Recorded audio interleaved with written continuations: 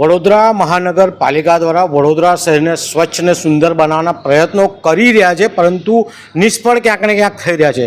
પ્રધાનમંત્રીનું એક સપનું છે, પ્રધાનમંત્રીની કર્મભૂમિ છે, ત્યાં વડોદરાને સ્વચ્છ અને સુંદર રાખવાનું છે, પરંતુ ક્યાંક ને ક્યાંક વડોદરા મહાનગરપાલિકા કામયાબ થયું નથી. સાથે જોવા જઈએ કે વડોદરા મહાનગરપાલિકા દ્વારા રાત્રિ બજાર બે બનાવવામાં છે, કારેલીબાગ અને બીજો આજવા રોડ. જે રીતના કારેલીબાગના રાત્રિ બજારમાં પણ ગંદકીના ઢગ જોવા મળ્યા અને બીજા દ્રશ્યો આજવા રોડ રાત્રિ બજાર પણ ગંદકીના ઢગલા જોવા મળ્યા છે.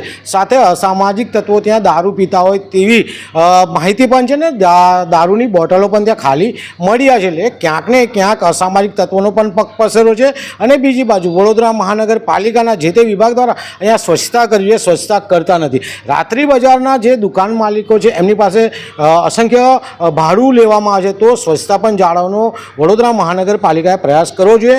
ક્યાંક ને ક્યાંક વડોદરા શહેર સ્માર્ટ સિટીનું બિરુદ મેળવવાના પ્રયત્ન કરી રહ્યા છે, પરંતુ પાછળ જઈ રહ્યું છે. તો વડોદરા શહેરના કમિશનર, વડોદરા શહેરના મેયર અને ચેરમેન જે હવે ટર્મ પતવાય છે ત્યારે વડોદરા શહેરનું નામ ડૂબાડવા બેઠા હોય તેવું લાગી રહ્યું છે. તો અમારી માંગ છે કે જે પણ રાત્રિ બજાર છે ત્યાં સ્વચ્છતા જળવાય તેવા પ્રયાસ કરવા જોઈએ.